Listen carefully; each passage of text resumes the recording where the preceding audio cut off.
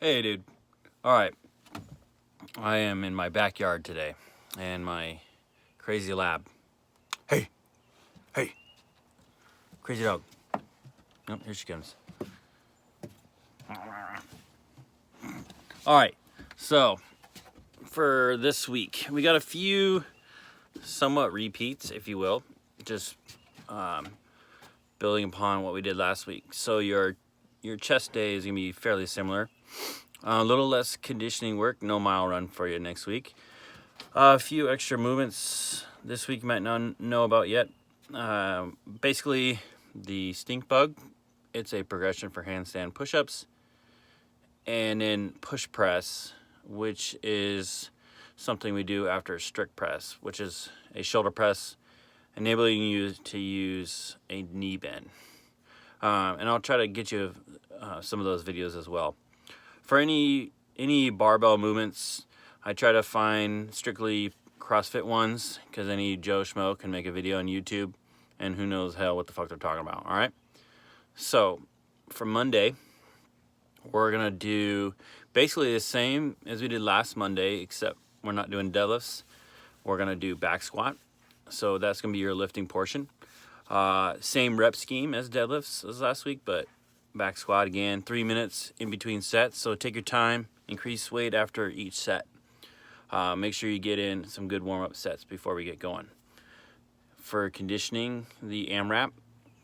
This is a classic one I've been doing for a really long time. I'm going to start you off with a 6-minute AMRAP. And we're going to go 25 feet heavy farmer carry. So it looks like the heaviest you got is the 30, like the 32 or 35 pound kettlebells. So go with those. And then you're going to do 10 air squats without the kettlebells for now. And then 10 forward lunges. All right, so do your farmer carry, about 25 feet, and then maybe down and back, just a rough estimate, best that you can. Air squats, lunges, then go back to your farmer carry, and then you're going to go 12 air squats, 12 lunges.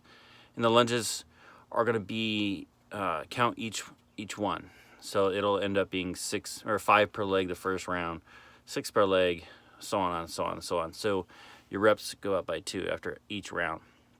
And then so you just set your clock for 6 minutes and just go. But make sure we got good quality movement, especially on that lunge. I don't want you to destroy your knees. Make sure your forward foot, the weight's in your heel, and that your knee's pretty much a 90-degree angle on the bottom. Your opposite leg kind of taps the ground, all right? Your goal is to get to about 18 reps. And then you're going to go for some skill work about trying to get those double unders in. It's going to be crucial you get those double unders. So we're going to do those a lot. You really should be doing them every single day. And then your core, same as last week. Now for Tuesday, it's just a strength day. No conditioning. No 1 mile run. You're welcome. This week. Repeat the same bench. Everything's the same, except you're going to finish with 50 push-ups.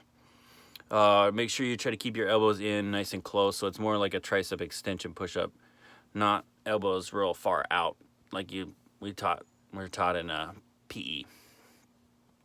Wednesday is going to be more anaerobic conditioning. There's going to be no lifting portion, so it's just a burner. 20 minutes, every minute on the minute. So for your first minute, 45 seconds with the jump rope. And then here's going to be your barbell push press. Your goal weight is 95 pounds, but it's got to be a weight that you can do unbroken for each minute. So if you struggle with 95, you have to take a break after 4 or something, drop your weight. After that, 12 hand release push-ups, 15 V-ups. Boom. Thursday is your rest day. Thursdays will always be your rest day. No more than, I really don't typically do 3 Metcons in a row. This week is not as bad because you've really only got 2 of them, but they're not, one is 20 minutes, but your other one's only 6 minutes, so you should be a little bit more fresh, but just kind of give you a week to get some work in and still recovering from your first week. I don't want to burn you out right in the beginning. So Friday, this is strength and conditioning. Friday is going to be a CrossFit benchmark workout called Diane. It's 21, 15, 9 deadlifts, handstand push-ups. I am going to have you start with a lifting portion of deadlifts, 5 sets of 3 reps, and I just want these light, not too many of them. Shouldn't go too heavy because you're going to get a lot of reps in for the workout. So RX weights is 225 for the deadlift, and then handstand push-ups, I don't expect you to know how to do these yet, so we're going to start with a progression. Your deadlift weight, basically when I do this workout, the deadlift is the easy part, handstand push-up is the hard part. So you should be able to go almost unbroken on the deadlifts. If you have to drop the bar once to take a break, that's okay, but any more than that, then lower the weight. The focus here is mostly the handstand push-ups. This is what takes your can take your time a lot, like a really long time, and especially being tall, real long arms, it's a lot harder for us taller guys.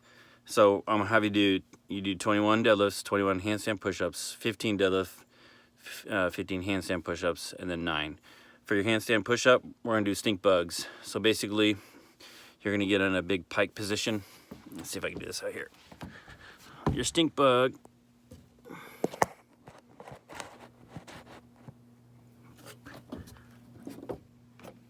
So you're up. It would look like this from the side. Yeah. Butt in the air. And then basically come down. Now notice the top of my head is what goes to the deck, okay? Not my forehead, this way. Elbows straight back, top of my head, okay? From the front.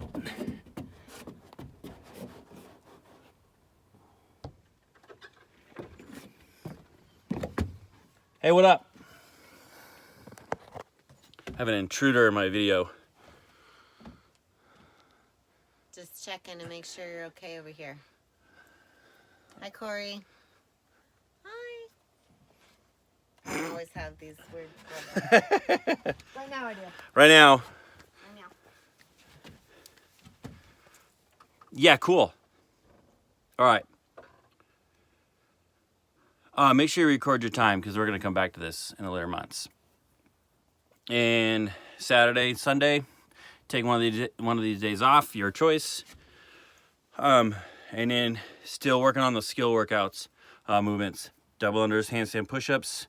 For the Saturday, go with the handstand holds, so you're comfortable being upside down. Just feet against the wall. And then for the kip swing, we really need to have a real sturdy bar for that.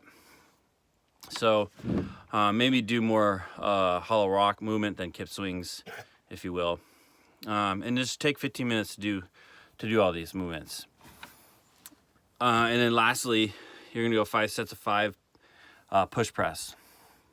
The reason being for this is you start with strict press, then we go to push press, and we're gonna move to push jerk and eventually split jerks.